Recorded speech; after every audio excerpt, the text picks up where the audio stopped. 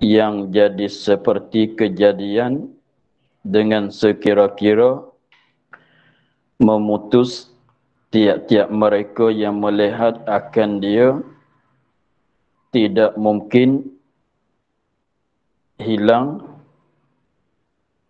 itu was-was.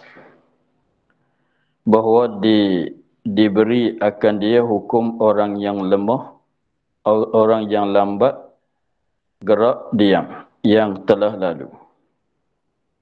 Maka dimaafkan meninggal dengan imam hingga 3 rukun yang panjang-panjang.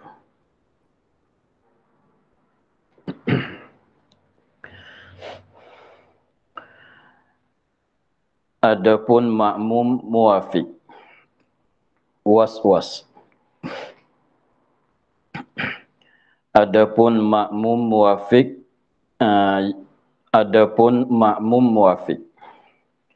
was-was bahawa mengulang-ulang ni nak cerita rupa was-was dia. Bahawa mengulang-ulang ia akan kalimah-kalimah, kalimah Fatihah. Kalimah-kalimah yang ada di dalam surah Al-Fatihah. Dia mengulang, selepas baca pula. Selepas baca pula. Akan suatu kalimah-kalimah di dalam surah Al-Fatihah. Tak kiralah kalimah mana-mana pun daripada kalimah-kalimah yang ada di dalam surah Fatihah. Ulangan dia tu daripada ketiadaan mewajibkan ulang. Dia ulang tadi tu, padahalnya kalau tilik kepada hukum tidak wajib bagi dia tu ulang sebab bacaan dia tu dah betul, sebab bacaan dia tu dah sebenar, tetapi dia dia terasa tak memuaskan hati dia. Lalu tu dia ulang. Jadi kalau ulangan dia tu dengan sebab dia ingat katanya baca tersalah sebut huruf kemasalan, seperti dia baca ihdinas siratu sad, dia tukar jadi sin kemasalan, untuk nak betulkan jadi sad dia ulang balik. Artinya mana-mana kalimah dia sebut huruf tak betul, dia ulang untuk nak betulkan huruf, maka itu wajib diulang. Ni sekiranya dia was-was tu, kalau kita dengar tu dah betul dah bacaan dia, tetapi dia terasa tak puas hati di dia, maka dia ulang. Itu dia kehendaki dengan orang yang was-was. Jadi hukum dianya, ini kita kembali kepada asal dia masalah. Asal masalah yang pertama, keuzuran yang pertama kita ulang di sana. Masalah yang pertama dulu, dia katanya pertama makmum yang lambat membaca kerana lemah kejadiannya, tidak kerana was-was. Di situ. Masalah yang pertama di sana dulu, dia katanya masalah yang pertama ialah makmum yang lambat setengah daripada keuzuran boleh ketinggalan untuk makmum yang muafiq, yang diberi uzur ketinggalan daripada imamnya 3 rukun yang panjang, ialah makmum muafiq yang lambat bacaan dia. Lambat bacaan tu kerana lemah kejadian dia. Maknanya kerana asal kejadian dia begitunya, bacaan dia tu jadi lambat. Bukan dia katanya tidak kerana was-was, bukan lambat sana itu. Jadi lambat tu bukan kerana was-was. Jadi lambat dia tu bukan kerana was-was. Maka faham daripada kata tidak kerana was-was, di sinilah mafhum dianya. Faham daripada di sana, lambat bacaan bukan kerana was-was, itu diberi maaf, diberi uzur kepada mereka, kepada dia untuk ketinggalan daripada imam 3 rukun yang panjang. Maka di sini kalau lambat bacaan dia tu dengan sebab penyakit was-was yang ada pada dia, was-was tu secara mana? Dengan sebab was-was tu jadi dengan sebab dia tu mengulang-ulangkan suatu kalimah daripada kalimah-kalimah surah Fatihah. Padahalnya tidak wajib di atas dia mengulang sebab bacaan dia tu dah betul. tetapi dia ulang juga, maka was-was di situnya dia katanya ini hukum dia, maka tiada dibilangkan uzur. Was-was tadi tu tidak dibilangkan jadi keuzuran untuk ketinggalan daripada imam 3 rukun yang panjang. Maka wajib ia makmum muafiq was-was sempurnakan Fatihah sebelum imam turun kepada sujud. Memanglah. Jadi kalau tidak ada keuzuran, jadi asalnya makmum tak boleh terbelakang daripada imam, ketinggalan daripada imam dengan 2 rukun. Dengan 2 rukun tu sekiranya kalau makmum dalam berdiri, mana 2 rukun tu ialah rokok dan i'tidal. Maknanya apabila imam tu turun kepada sujud, makmum masih dalam berdiri lagi, maknanya itu ketinggalan dah cukup 2 rukun. Maka dengan sebab tidak dibilangkan uzur, tidak beri uzur kepada dia, mana tak boleh terbelakang daripada imam lebih daripada 2 rukun. 2 rukun tu kalau kita kira di sini, makmum di dalam bacaan Fatihah, imam mulai turun sujud. Itu ketinggalan 2 rukun. Tak kira pendek panjang. Katanya, maka wajib ia sempurnakan Fatihah sebelum imam turun kepada sujud. Sebelum pada imam tu nak turun kepada sujud, mesti dia dah selesaikan bacaan Fatihah dia. Maka jika tiada sempurna lagi, pada ketika itu, pada ketika imam turun kepada sujud, pada ketika itu, yakni pada ketika imam turun kepada sujud, wajib niat mufarakah. Wajib di atas dianya niat mufarakah, supaya tidak jadi batal sembahyangnya. Kalau dia tak niat mufarakah, sembahyang dia batal. Batal tu sebab apa? Sebab ketinggalan dia daripada imam dengan 2 rukun tidak diuzur. Jadi untuk nak jagakan sembahyang dia daripada jadi batal, maka wajib di atas dia tu niat mufarakah. Begitu.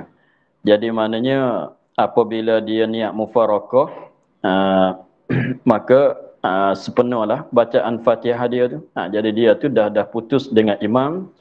Dan lagi pulanya jadilah dia tu sembahyang seorang diri, maka tidak terikat dah dengan imam, maka dia tu bacalah Fatihah dengan secara dia. Jadi imamlah dialah, tidak ada ikatan di antara dia dengan imam, sebab dia ni dah niat mufarakah.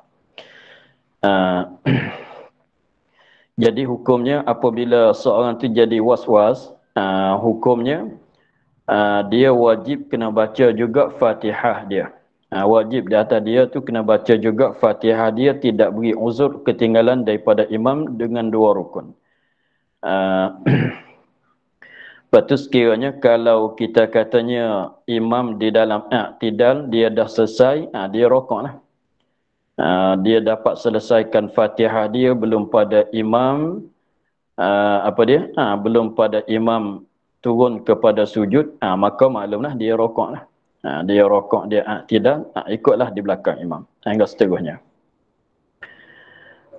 Itu pendapat bagi Imam Ramli. Katanya tidak diberi keuzuran bagi dia untuk ketinggalan daripada imam 3 rukun yang panjang tu, tak diberi uzur. Tetapi berkata Ibnu Hajar di dalam Tufah, dia katanya saigya orang was-was yang jadi seperti kejadian. Saigya sepatutnya orang was-was, orang yang was-was, orang yang kena penyakit was-was ini, tapi was-was macam mana? Yang jadi seperti kejadian. Dia memanglah was-was itu dia asalnya tidak ada pada orang kitanya. Tetapi dengan sebab lama kelamaan dia ikut akan was-was dianya, jadi sebagai kejadian dia, sebagai jadi tabiat dia dah. Saya orang was-was yang jadi seperti kejadian, asal semula jadi. Tapi was-was ni dia bukan benda yang semula jadi. Dia suatu penyakit yang kedatangan bagi seorang manusia, tetapi dengan sebab lama kelamaan dia tu, maka was-was itu jadi seperti kejadian, maknanya asas mula jadi. Seolah katanya dia beranak, dia terlahir itu dalam keadaan itu bersifat dengan sifat was-was dah. Sekiranya kalau orang was-was yang jadi seperti kejadian, jadi was-was dia tu seperti apa dia? Semula jadi. Dengan sekira-kira ni sakat mana kita nak kira kata was-was yang jadi seperti semula jadi. Seperti asal kejadian. Dengan sekira-kira memutus tiap-tiap orang, tiap-tiap mereka yang melihat akan dia. Dengan sekira-kira memutus, ini buat keputusan. Dengan sekira-kira memutus, yang buat keputusan, tiap-tiap mereka yang melihatkan dia akan was-was tadi, orang yang was-was tadi, tidak mungkin, tak boleh jadi hilang itu was-was. Jadi itu nak gambaran katanya was-was yang jadi seperti kejadian, yang jadi seperti semula jadi. Padahal was-was tu ialah benda yang kedatangan saja. Pada masa muda-muda tu tak jadi lagi. Tetapi apabila umur tu semakin banyak, ya asal-asal was-was ni ya suatu penyakit yang datang daripada syaitan. Mencampurkan perasaan tidak puas dengan perbuatan ibadat dia. Kalau dia baca, dia rasa tak puas hati dengan bacaan dia. Kalau dia niat, dia rasa tak puas hati dengan niat dia. Maka lama kelamaan apabila dia ikut akan was-was itu, maka tak boleh nak lepaskan daripada was-was. Sehingga was-was itu jadi seperti benda yang semula jadi. Jadi seperti semula jadi itu, sekiranya kalau siapa-siapa saja tengok kepada dia, orang itu akan katanya tak mungkin dia nak hilang daripada penyakit was-was itu. Tak payah, kalau usaha macam mana pun tak boleh nak hilang. Tak payah mengubat, tak payah buat macam mana, dia tak hilang dah. Siapa-siapa tengok pun, macam katanya buat putusan orang ramai, katanya dia ni tak mungkin nak hilang, nak sembuh daripada penyakit was-was, nak buangkan was-was daripada diri itu tak boleh dah. Itu makna katanya was-was yang jadi seperti asal kejadian, seperti pada semula jadi. Yang saigia, Ibn Hajar katanya bahawa saigia bahawa diberi akan orang was-was yang jadi seperti kejadian, diberi hukum orang yang lambat gerak diam, yang telah lalu. Jadi kita beri hukum kepada dia, hukum orang yang lambat gerak diam dia. Mana gerak diam dia tu jadi lambat, ambil hukum di situ. Jadi mana hukum orang was-was yang jadi seperti asal kejadian sana itu, dia tu kita hukum sama dengan hukum orang yang lambat gerak diam dia. Maka orang yang lambat gerak diam dia tu macam mana? Maka dimaaf meninggal dengan imam hingga 3 rukun yang panjang. Yang panjang-panjang. Sehingganya boleh dimaafkan. Kalau mengikut dianya, kalau mengikut saigianya sepatutnya dimaafkan untuk dia tertinggal daripada imam 3 rukun yang panjang. Dikira sama dengan hukum bagi orang yang lambat gerak diam dia. Begitulah. Jadi mengikut Ibn Hajar, sekiranya was-was yang jadi begitu, yang jadi seperti kejadian, maknanya tak ada jalan dah nak lepas daripada was-was, tak ada jalan dah. Setiap-tiap orang tengoknya, siapa-siapa tengok sekalipun, doktor mananya sekalipun tengok kepada dia, tengok kejadian pada dianya, tak macam orang putusan katanya dia ni tak mungkin, tak ada jalan untuk nak lepas pada was-was. Maka kita sebelah balik ulama fiqh, saigianya hukum pada dianya dengan hukum orang yang lambat bacaan, dengan maknanya diberi uzur untuk ketinggalan daripada imam hingga 3 rukun yang panjang. Maknanya imam rokok dia tak selesai lagi, tak mengapa lagi. Imam i'tidal dia tak selesai lagi bacaan Fatihah dia, tak apa lagi. Imam turun sujud pun tak apa lagi, tak mengapa lagi. Imam duduk antara 2 sujud pun tak mengapa lagi kalau dia tak selesai. Imam sujud yang kedua, Kalau tak selesai lagi pun tak mengapa lagi sebab belum cukup 3. Tetapi apabila imam tu mulai bangkit duduk atau bangkit berdiri, maka di situ diberi pilih kepada dianya dua pilihan. Satunya mengikut sama dengan perbuatan imam atau niat mufarakah, sebagaimana maklum. Itulah masalah makmum yang was-was. Tetapi kalau was-was yang tak jadi begitu, maka tak maaf juga. Kalau was-was, kalau dia ushha tu, dia tak jadi. Sepertinya kalau orang was-was yang baru-baru nak jadinya, kalau dia sembahyang di depan orang yang dia malu-malu, dia tak nak jadi was-was. Tetapi kalau dia sembahyang seorang diri, ikut suka hati dia nak jadi was-was. Tetapi kalau dia sembahyang dekat-dekat dengan orang yang imam tu, orang yang dia malu ke masalah, atau orang sebelah kanan dia, sebelah kiri dia tu, dia terasa malu kalau dia buat tak semacam orang biasanya, dia tak ada was-was. Kalau ada pun sikit-sikit. Tetapi kalau dia sembahyang seorang diri, sepenuhlah was-was dia. Maka itu kalau begitu was-was dia tak diberi keuzuran. Begitulah. Yang katanya Ibn Hajar katanya saigia tadi itu sekiranya penyakit was-was tu jadi seperti asas mula jadi. Begitulah.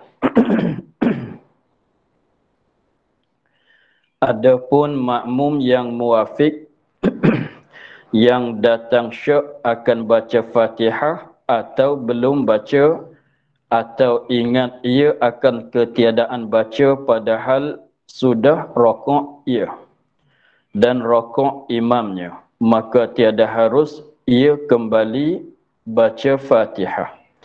Hanya wajib mengikut imamnya dan tambah rakaat itu kemudian daripada salam imam. Adapun makmum yang muafiq yang datang syak. Syak di mana akan baca Fatihah atau belum baca. Dia makmum muafiq. Dia datang syak. Dah baca ke belum? Dah baca ke belum? Baca dengan tak baca itu ialah sama berat. Satu masalah. Atau ingat ia akan ketiadaan baca.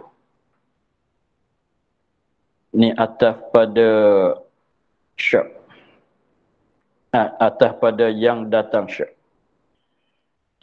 Jadi dua rupa makmum muafiq di sini. Satu makmum muafiq yang datang syak, yang keduanya makmum muafiq yang ingat tak baca tu padahal sudah rokok ia dan sudah rokok imam. Jadi masalah syak, bila berlaku syaknya ialah selepas pada imam dah rokok dan dia sendiri pun dah rokok juga.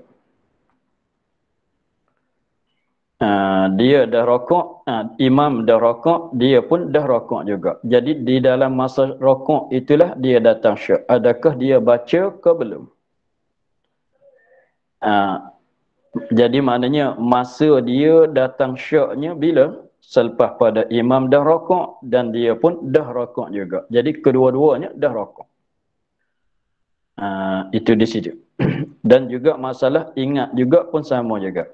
Jadi maknanya dia tak baca Fatihah. Masalah atau ingat tu maknanya dia tak baca Fatihah. Dia tak baca Fatihah. Atau dia baca. Tetapi dia ingat macam tak baca. Begitu. Apabila imam rokok, dia pun ikut rokok. Maka di dalam rokok itulah dia ingat kata dia tak baca lagi Fatihah. Dia belum baca lagi Fatihah. Habis itu, kalau tak kira lah pada wakilnya dia baca ke, dia dah baca ke, atau dia tak baca. Tetapi apabila imam rokok, dia rokok. Ketika rokok itulah dia baru datang ingat kata dia tak baca lagi Fatihah. Belum baca lagi Fatihah. Tak baca sungguh ke? Boleh jadi. Atau dia dah baca tetapi terlupa kata dia dah baca. Jadi ingatan dia sekarangnya dia tak baca. Maka ikut ingatan dia lah. ingatan dianya dalam rokok, dia ingat kata dia ni belum baca. Padahal dia dah rokok, imam dah rokok. Jadi dua-dua rupa masalah. Satu masalah syak. Yang keduanya masalah ingat. Ingat kata tak baca. Begitu. Jadi maknanya masa datang syak ialah selepas pada kedua-dua itu dah rokok. Makmum dan imam dah rokok. Masalah ingat kata tak baca lagi, itu pun berlaku di mana? Berlaku selepas pada kedua-dua imam dan makmum itu dah rokok.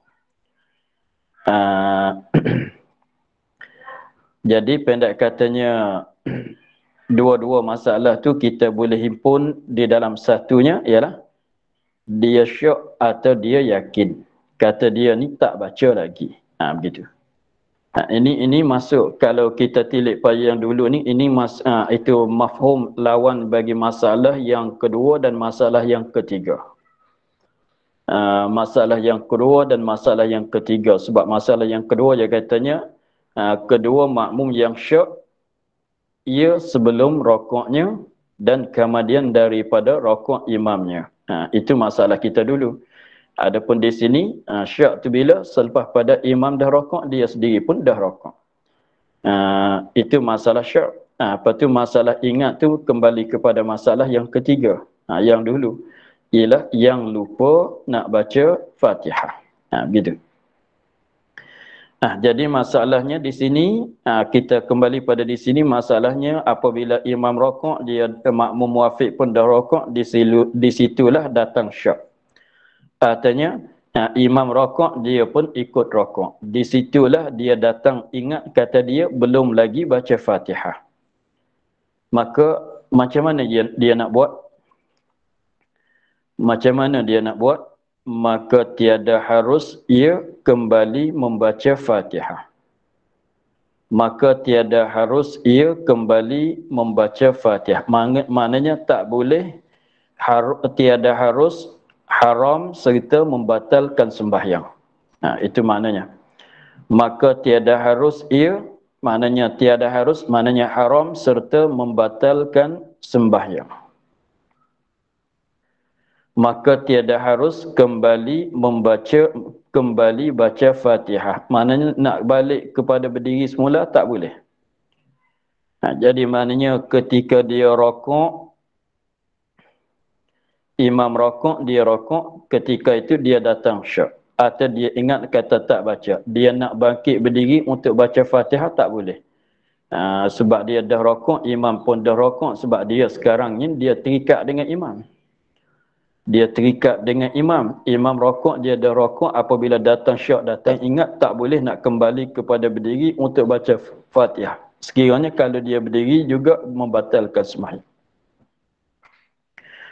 Tetapi kalau kita sembahyang seorang diri, itu mesti kita kembali.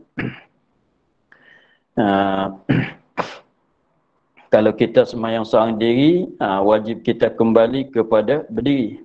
Untuk nak bacakan Fatihah ni, kita jadi makmum orang. Tak bolehlah kita nak buat cara kita. Melainkan kita niat mufarakah, bolehlah. Jadi sekiranya kalau kita masih dalam jadi makmum lagi, maka diharamkan serta membatalkan sembahyang kalau dia kembali kepada berdiri untuk nak bacakan Fatihah. Jadi terpaksa dia kena terus. Imam rokok, dia pun rokok, datang ingat kata tak baca, jangan bangun berdiri untuk baca Fatihah. Jadi setagi imam, sebentar lagi imam i'tidal, dia pun i'tidal, buatlah hingga seterusnya.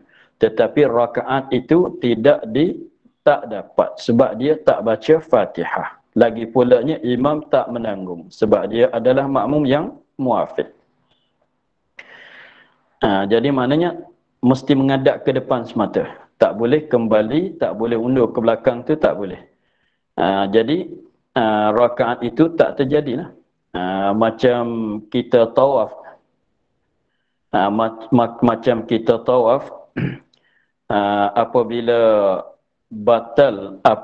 ada perkara yang batalkan tawaf kita tu, jadi kita kena terus pergi pusing ikut satu pusingan dia, maka kita berhenti. Jadi maknanya masalah tawaf tu sekiranya kalau orang ramai tu kita nak patah balik tak boleh. Kita nak patah balik tak boleh. Maka kena terus pusing, ambil satu semula.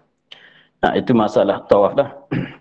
Dalam satu-satu pusingan tu, sekiranya kita katanya kita berjalan-jalan dalam tawaf itu tiba-tibanya jadi apabila ada orang setuk mari datang kepada kita, jadi membawa kepada kita tu terbelakang kepada Kaabah, maka kita nak patah balik, nak undur kepada tempat permulaan tu tak boleh, mesti kita terus di depan. Tapi perjalanan tu tak kira. Macam itulah. Maka di sini dia tak boleh kembali, maka dia teruslah. Tetapi rakaat itu tak dapat sebab dia tak baca Fatihah. Maka apabila imam beri salam, nanti dia kena tambahkan, kena ganti balik. Sebab tu dia katanya hanya wajib mengikut imam. Hanya wajib mengikut imam dan tambah rakaat itu. Rakaat yang dia terlupa nak baca Fatihah atau rakaat yang dia syak pada baca ke tak baca Fatihah. Tambah bila? Kemudian daripada salam imam. Kemudian daripada salam imam. Itulah. Jadi kita nak kembali pada berdiri itu tak boleh sebab kita terikat dengan imam. Melainkan kita mufarakah, tetapi mufarakah dengan tiada unsur. Boleh tak? Kalau tanyanya boleh ke tidak kita nak niat mufarakah? Kalau tanya boleh tu memanglah boleh, tapi mufarakah masuk dalam mufarakah tidak ada unsur, meluputkan fadilah jamaah. Jadi maknanya tak payahlah kita niat mufarakah, kita terus bersama dengan imam. Supaya kekal kita di dalam berjamaah, dapat pahala jamaah.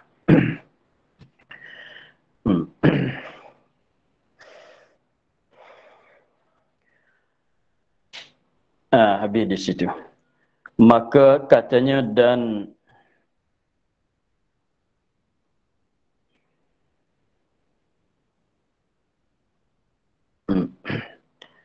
dia kalau imam pun sama dengan orang sembahyang seorang diri. Imam sama dengan orang sembahyang seorang diri.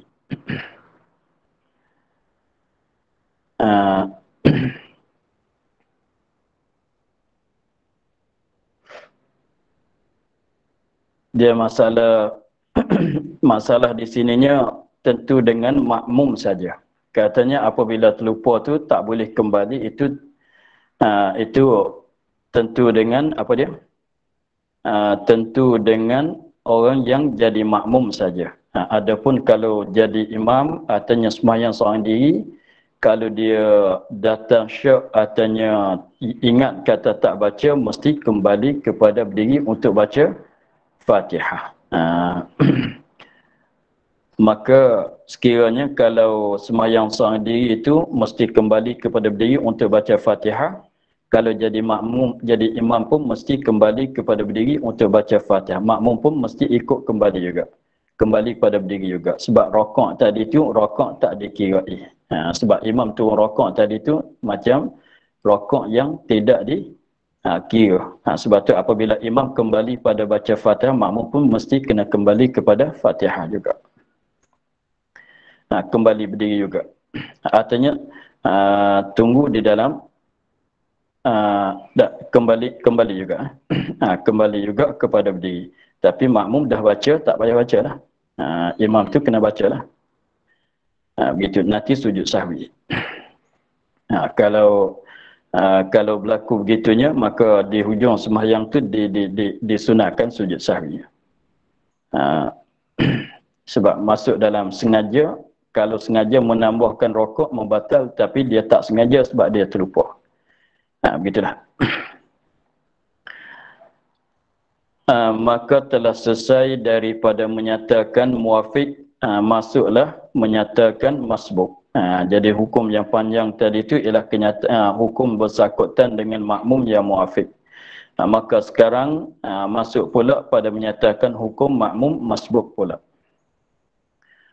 Maka ialah mereka yang tiada mendapat masa baca Fatihah dengan bacaan pertengahan, tidak kira bacaan imam dan tiada kira bacaan makmum. Jadi makmum masbuk itu ialah Makmum yang masbuk ialah mereka yang tiada dapat masa baca Fatihah. Mana tidak dapat masa mencukupi untuk nak baca Fatihah. Dengan kira di mana? Kira daripada selepas pada dia takbiratul ihram dan rokok imam. Selepas pada dia takbiratul ihram dan rokok imam itu, masa itu tidak mencukupi untuk nak baca Fatihah dengan bacaan yang pertengahan. Nah, pertengahan tu pertengahan pada huruf. Nah, pertengahan itu pertengahan pada huruf. Kira pada huruf, pada kiraan orang ramai. Pada persetujuan orang ramai. Tidak kira pertengahan nisbah dia, di nisbah imam tak kira. Bukan pertengahan imam tu baca pertengahan, bukan dia tu baca pertengahan. Kira katanya kalau begini orang ramai kata baca tu pertengahan. Sederhana, tak laju tak lambat. Begitu.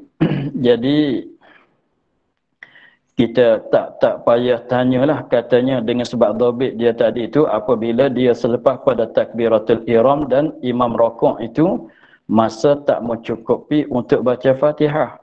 Kita tak payah tanyalah, katanya kita takbiratul ihram pada masa mana? Pada masa imam baca surah ke, pada masa imam baca Fatihah ke, pada imam baca doa iftitah. Itu kita jangan kira. Tak payah kira begitu. Kira katanya sebab kalau kita katanya semayang maghrib. Kita katanya kita ni kita dapat takbiratul ihram pada ketika imam baca surah Fatihah semayang maghrib rakaat pertama, contohnya imam baca ketika kita takbiratul ihram tu imam sedang baca iyyaka na'budu wa iyyaka nasta'in masalan. Maka kalau biasanya imam itu dia akan baca surah lagi, tetapi kita selepas pada kita takbiratul ihram tu imam sedang baca iyyaka na'budu. Masalah.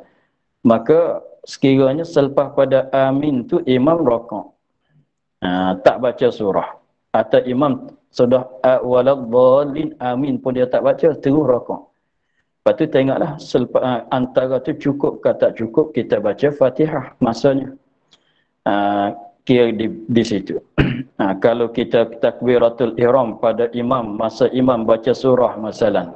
Tetapi selepas pada kita baca surah, selepas pada kita takbiratul ihram, padahal ketika kita takbiratul ihram tu imam sedang baca surah. Surah tu pun contohnya kita katanya imam baca surah qul huwallahu ahad masalan. Kita pun takbiratul ihram. Ketika tu imam lam yalid walam yulad masalan. Kita biasanya lam yalid walam yulad, sebentar lagi imam rakaat. Tetapi imam apabila dia selepas pada baca qul huwallah, dia sambung dengan qul a'udzu pula, dan qul a'udzu surah al-falaq pula dan surah an-nas. Jadi cukuplah kita nak baca Fatihah, maka tak jadi masbuk, tak jadi muafiq di situ. Tak jadi masbuk, bahkan jadi muafiq. Kira katanya katanya masa tu cukup ke tak cukup. Boleh jadinya tidak ada masa langsung untuk nak baca Fatihah. Contohnya kita takbiratul ihram, selepas dah kita takbiratul ihram tengok imam dah di dalam rakaat. Itu pun masbuk juga. Artinya imam belum rakaat tetapi masa tak cukup untuk baca Fatihah. Itulah makmum yang masbuk. Maka ialah mereka yang tiada mendapat masa Fatihah, masa baca Fatihah, masa mencukupi untuk baca Fatihah. Baca tu dengan bacaan pertengahan. Baca tu baca dengan secara pertengahan. Pertengahan tu pada huruf, pada keputusan orang ramai, pada persetujuan orang ramai. Kalau kita orang ramai katanya sakat ni kalau begini dikira kata laju, kalau begini dikira kata lambat, kalau begini dikira katanya pertengahan. Itu tengok orang ramai lah macam mana nak kata. Itu dikatakan pada huruf. Tidak kira bacaan imam, imam nak laju, imam nak cepat, nak laju, nak lambat tu kita tak kira. Dan juga tiada kira bacaan makmum sendiri pun tak juga. Bacaan makmum sendiri pun tak kira juga. Kalau dia lambat pun kita kira masa pertengahan bacaan. Begitulah. Itu hukum makmum, itu ialah tarif dhabit bagi makmum yang masbuk. Maka sekiranya kalau kita ni makmum yang masbuk, maka sunat pada hak makmum, maka sunat pada hak masbuk bahawa membaca Fatihah selalu selepas takbiratul ihram. Maka dia kata sunat pada hak masbuk, pada diri makmum yang masbuk itu, sunat bagi dia bahawa membaca Fatihah selalu terus selepas pada takbiratul ihram. Maknanya selepas pada dia takbiratul ihram, sunat bahawa jangan baca doa iftitah dan a'udzubillah. Terus bismillah. Begitu. A'udzubillah pun jangan, tak sunat juga dia baca. Doa iftitah dengan secara pendek, dengan secara panjang pun tak disunat. Lagi pulanya jangan diam. Tak disunat dia ambil diam. Jadi mana sudah Allahu Akbar, apabila pernah sebut ra, bismillah. Jangan tunggu-tunggu lagi. Walaupun dia dah tak baca doa iftitah, tak baca auzubillah, tapi dia ada tunggu. Diam sekejap, pun diam pun jangan juga. Baca pun jangan, diam tak baca bismillah pun jangan juga. Mana selepas pada sebut ra akbar teruslah. Teruslah baca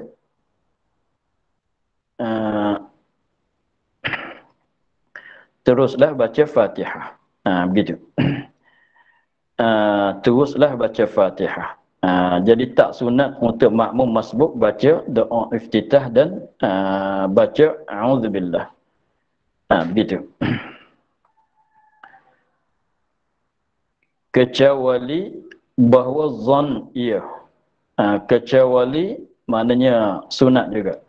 Kecuali bahawa zon ia, ni bahawa sangka ia, berat sangkaan dia akan mendapat Fatihah. Dia akan dapat baca Fatihah, ni baca Fatihah dengan secara sempurna. Kita jagakan begitu. Dapat membaca, dapat Fatihah ni, dapat membacakan Fatihah dengan secara sempurna serta baca sunat, yakni sunat doa iftitah dan a'udzubillah. Maka mendatang ia dengan dia. Ni maka sunat mendatang ia dengan dia. Ni sunat baca. Sunat mendatang ia, ni sunat dia membacakan yang sunat tadi, doa iftitah dan a'udzubillah. Jadi kita ni kalau kita selalu mengikut imam yang biasa-biasa dengan kita selalu ikut dia ni, imam yang biasa kat surau, kat masjid tu, sembahyang mana-mana tu, kalau kita selalu jadi makmum dia, kita tahu bila dia nak rokoknya, dengan agak-agak kitanya mengikut biasaan dia nya. Imam ni kalau sembahyang maghrib, selepas pada baca Fatihah rakaat pertama, dia akan baca ayat begini-begini. Lebih kurangnya masa sakat ni. Biasanya kalau rakaat yang kedua sembahyang maghrib, dia baca ayat ni. Lebih kurangnya lama sakat ni. Masa dia nya. Kalau sembahyang isyak, sakat ni dia baca. Contohnya kalau subuh sembahyang Jumaat, subuh pagi Jumaat, rakaat yang pertama, surah yang panjang. Jadi maknanya kita katanya, contohnya kalau sembahyang subuh pagi Jumaat tu, biasanya baca alif lam mim sajdah. Apabila kita datang tu imam baru mulai baca surah. Imam baru mulai baca surah. Walaupun kita kira tu, kalau kira pada ghalib-ghalibnya, lama lagi lah imam nak rokok. Sebab dia nak sujud, nak apa surah sajdah pun panjang juga. Jadi kita bolehlah, sunatlah di situ untuk kita baca doa iftitah dan a'udzubillah. Kalau mengikut zon kitanya, biasanya imam ni dia tak buatlah pelik-pelik tu. Dia baca surah panjang juga. Sekiranya kalau sakat ni kita sempat, kita dah nak baca, Fatihah belum pada dia rokok. Kalau kita baca doa iftitah, baca a'udzubillah sekalipun, uh, di situ. Itu kira dulu, kita letak di situ dulu. Masalah kita tetap di situ dulu. Katanya makmum masbuk tak disunat. Asalnya makmum masbuk tak disunat dia baca doa iftitah dan a'udzubillah. Bahkan selepas pada takbiratul ihram, sunat bagi dianya terus baca Fatihah. Begitu. Jangan kata rugi tak baca doa iftitah. Tak rugilah, sebab macam mana nak rugi? Baca tu rugi. Sebab apa dia? Sebab sunatnya tak baca. Walaupun itu adalah suatu doa, tapi ada juga sunat tak baca. Jangan ingat atas doa itu sunat kesemuanya. Sunat tak berdoa, tak baca doa iftitah. Kita ingat begitu. Jangan sibuk nak baca lah. Jadi maknanya baca tu jadi rugi. Yang untungnya tak baca. Sebab apa? Sebab sunat tak baca. Kalau kata sunat baca, kita tak baca, itulah ruginya. Begitu. Kita kena faham elok-elok di situ. Jadi maknanya tak sunat bagi dia tu baca doa iftitah. Kalau baca, khilaful aula. Khilaful aula. Kalau baca. Mana? Jangan baca lah. Lepas tu selepas pada apabila kita tak baca, kita terus kepada baca Fatihah. Imam rokok kita belum selesai. Rokok bersama dengan imam. Sekiranya kalau kita dapat selesai baca Fatihah, belum, padahal imam belum rokok lagi. Kalau kita masih dengar surah bacaan surah imam, kita dengar surah bacaan surah imam. Kalau kita tak dengar bacaan surah imam, maka kita baca surah pula. Untung di situ. Jadi maknanya, jadi apabila nak ambil ihtiyatnya, kalau kita rasa tak sedapnya, kita jangan baca doa iftitah.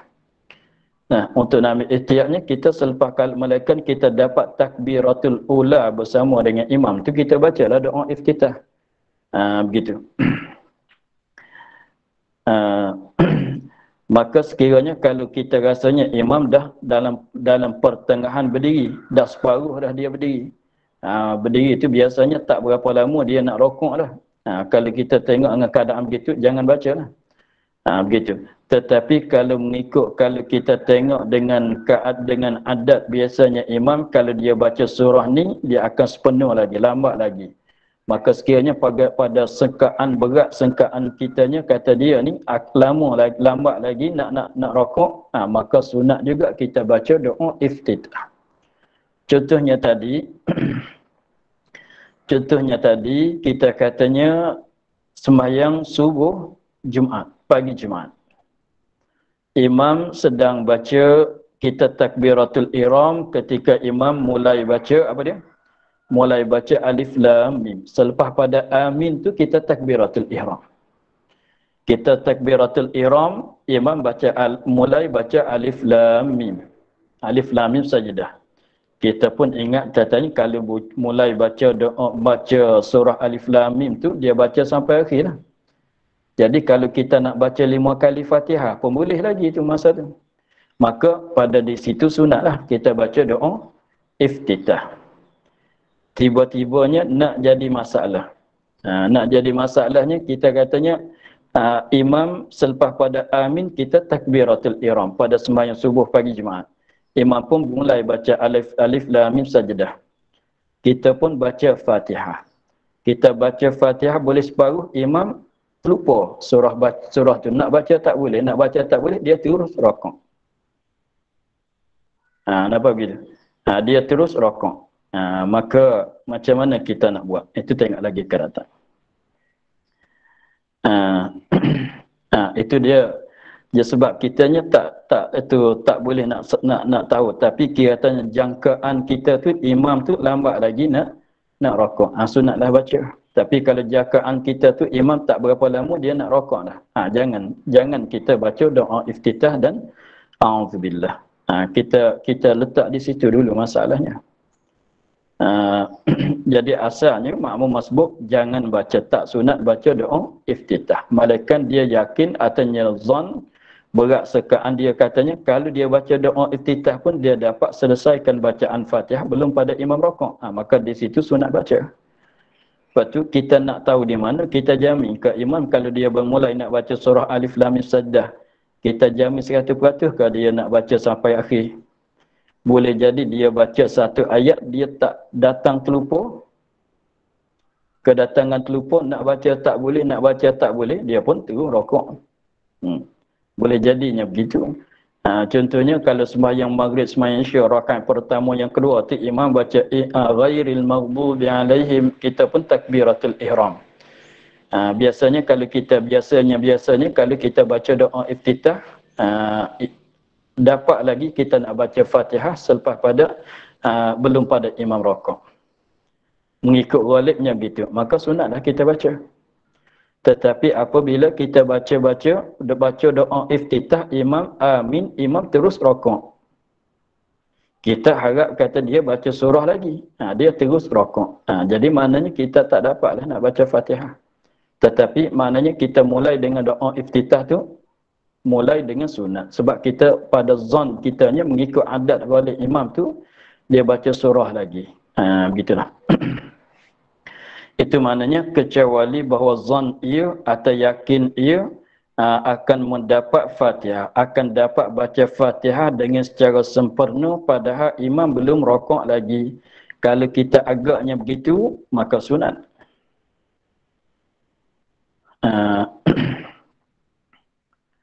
Maka mendatang ini sunat, mendatang ia dengan dia dengan sunat. Tengok. Jadi hukumnya begitu. Jadi maknanya saat itu kita untuk sekadar nak tahu katanya makmum masbuk adakah sunat ke tak sunat baca doa iftitah dan a'udzubillah. Kita ambil hukum sekadar itu dulu. Lepas tu apabila jadi kita baca doa kepada zon kita, kita baca doa iftitah, tak sempurna baca Fatihah kita, imam dah rokok, macam mana kita nak buat? Itu nanti tengok di depan tu. Tapi kita pagi ni kita beritahu hukum dia dulu. Hukum makmum yang masbuk. Jadi hukum makmum masbuk sekiranya pada asal dianya tak disunat dia baca doa iftitah dan a'udzubillah. Mana sunat bacaan sunat di antara mana? Di antara takbiratul ihram dan bacaan Fatihah di situ tak payah dibuat. Tak disunat dia ambil, tak disunat dia mendatangkan. Di situ. Malaikat dia zon berat sangka kalau dia baca Fatihah, tak kalau dia baca doa iftitah dan a'udzubillah, dia akan dapat baca Fatihah dengan secara sempurna belum pada imam rokok. Kalau pada jakaan dianya begitu, maka sunat dia baca. Maka apabila dia baca doa iftitah, belum nak mulai Fatihah lagi, imam dah rokok. Tapi kalau kira jangkaan dia tu, imam lambat lagi nak rokok. Sebab biasanya begitu. Tapi nak tahu mana kita agak-agak imam baca surah. Biasanya kalau sembahyang isya rakaat pertama, dia baca apa dia? Dia baca wadduha ke masalan. Biasanya begitulah imam ni. Rakaat pertama sembahyang isya dia baca wadduha. Contohnya. Lepas tu kita ni apabila dia dalam masa ihdinas sirat tu ada masa lagi lah. Kalau kita baca doa iftitah, kita akan dapat baca Fatihah belum pada dia rokok. Biasanya begitulah. Tapi nak tahu mana hari itu dia tak baca surah. Sudah amin, dia terus rokok. Begitu. Tapi hukumnya sunat. Kalau kita pada jakaan kitanya, kalau kita baca doa iftitah dan a'udzubillah, kita baca Fatihah, dapat selesaikan Fatihah belum pada dia rokok. Sunat baca. Tapi kalau tak ada jakaan begitu, maka sunatnya tak baca. Kita tak pernah semayang dengan imam ni, tak tahu dia macam mana nak baca surah ke tak nak baca surah. Dia baca surah panjang ke, dia nak baca surah pendek, kita tak biasa dengan dia. Maka kalau jakaan kitanya, Jadi belum tentu nak dapat ke tak dapat, maka sunatnya tak baca doa iftitah dan auzubillah. Begitu. Lepas tu sekiranya kalau dia baca macam mana, kita nanti tengok hukum lagi akan datang. Untuk hari ini, untuk tahu hukum bagi masbuk masalah sunat baca doa iftitah dan auzubillah ke tak sunat. Begitu dulu. Kita akhir di situ dulu. Katanya, maka jika membimbang masbuk dengan bacaan sunat seperti ta'awudz dan doa iftitah dan diam, ia satu masa kama daripada takbirnya. Wallahu a'lam, walhamdulillahi rabbil alamin. A'udzu billahi minasyaitonir rajim. Bismillahirrahmanirrahim. Alhamdulillahirabbil alamin wassalatu wassalamu ala asyrafil anbiya'i wal mursalin wa ala alihi wa sahbihi ajma'in. اللهم افتح علينا فتوح العارفين ونور قلوبنا من نورك الكريم واجعل عملنا خالصة لوجهك الكريم.